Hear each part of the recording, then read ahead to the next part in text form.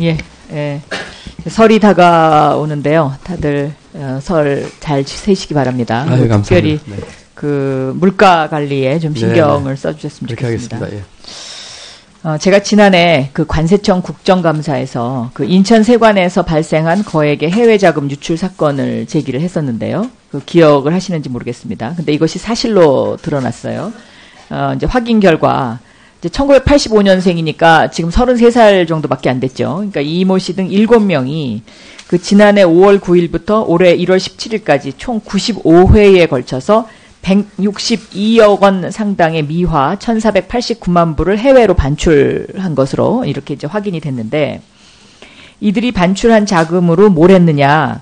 홍콩, 태국, 인도네시아에서 그 비트코인을 현금으로 구매를 하고, 또 국내 거래소에서 이것을 다시 매각하고, 매각 자금을 다시 또 휴대 반출해가지고 다시 또 이 암호화폐를 구매하는 형태가 이제 반복이 됐거든요. 그러니까 이른바 원정 투기를 한 거죠. 저는 그 암호화폐와 관련한 거래소를 폐쇄한다든지 이런 문제에 관해서는 너무 많이 나갔다라고 생각하는 사람인데, 다만 이러한 불법 행위와 관련된 부분은 아주 단호하게 이것은 대처를 해야 된다.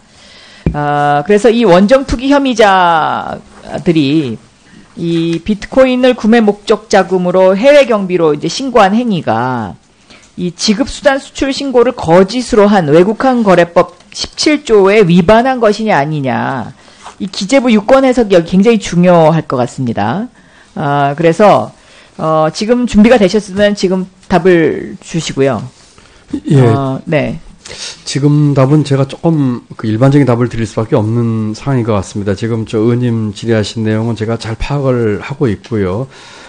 지금 10,000불 초과시에는 이제 신고를 하게 돼 있는데, 반출 사유가 이제 신고상에 명시되어 있지는 않고 아마 이제 구두로 이제 물어보고 이렇게 하는 것 같습니다. 그래서 이것을 허위로 이제 얘기했을 경우, 예를 들어서 이게 뭐 해외 경비라든지 채집이라든지라고 이제 구두로 얘기했을 경우에 말씀하신 외국환 거래법 11조 위반이냐에 대한 그 처벌 가능 여부가 상당히 지금 그 애매한 사항이어서 저희가 지금 법리 검토를 하고 있고요. 첫 번째로는. 두 번째로는 이와 같은 사례가 생기고 있기 때문에 그 제도 개선 사항을 할 필요가 있는지 두 가지를 지금 보고 있는 그런 단계라고 보고를 드립니다.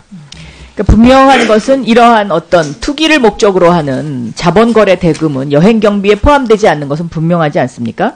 그래서 이 부분에 대해서 저는 좀 대책이 필요하다라고 생각이 되고요. 이 거짓 신고에 해당되는 경우에는 외국환 거래법 29조 제1항 제4호에 따라서 1년 이하의 징역 또는 허위 신고액 3배 이하의 벌금에 처할 수 있도록 이렇게 지금 법률이 되어 있거든요. 그렇기 때문에 이런 부분에 대해서는 좀 기재부가 좀 네. 단호한 대응이 필요하다. 그렇다고 해서 저는 이렇게 그 미래의 어떤 기술과 관련된 어떤 부분을 갖다가 너무 한꺼번에 그 극단적인 대책으로 처음부터 몰아가는 그것은 저는 조금 그 약간 유연하게 대처할 필요가 있지 않나. 왜냐하면 증권거래소에서 코스닥에서 코스피에서 코스닥으로 넘어갈 때의 어떤 그런 상황도 사실은 그 당시 굉장히 우려가 많이 있었거든요. 근데 그것을 어떻게 연착륙시키느냐의 문제였는데, 이 부분도 좀, 면밀하게 검토를 해주셨으면 좋겠습니다. 네. 네, 그 가상통화, 이제 지금 말씀하신 자본거래 여부는 사실은 이제 가상통화의 법적 성격하고 직결되어 있거든요. 이것이 예를 들어서 이제 가상통화를 화폐냐 지급수단으로 보게 되면 그 말씀 주신 것처럼 자본거래로 이제 되고, 그렇지 않고 이제 일반 물품으로 보면 이제 경상거래가 되기 때문에 사실 이 부분에 대해서는 가상통화의 법적 성격에 대한 것부터 좀 저희가 좀 보고 있다는 말씀을 드리고요. 가상통화 관련돼서는 뭐 여러 차례 정부에서 입장을 발표를 했기 때문에, 얘기를 했기 때문에, 지금 의원님 주신 것처럼 제가 불법을 막겠다, 아주 과열된 투기는 좀 진정하는 방향으로 하겠다. 다만, 블록체인과 같은 4차 산업의 그 인프라 기술, 기반 기술 같은 경우는 저희가, 지원하겠다 하는 그런 큰 틀에서, 조만간에 정리할 수 있을 것으로 생각이 됩니다. 그리고 이 개념 정리를 좀 정부에서 빨리 할 필요가 있는 게, 이게 화폐냐 아니냐 이런 차원으로 접근하는 것보다는 차라리 미국처럼 자산이냐 아니냐 이렇게 접근을 하는 것이 저는 앞으로의 대처에 훨씬 더 유연할 것이다. 저는 그렇게 보고 예, 있습니다. 맞습니다. 같이 네. 지금 저희가 보고 네. 있습니다. 그것이 저 상품이냐 자산이냐 또는 뭐 이런 식으로 해서 쭉 보고 있기 때문에 같이 보고 있다는 말씀드립니다. 예. 네.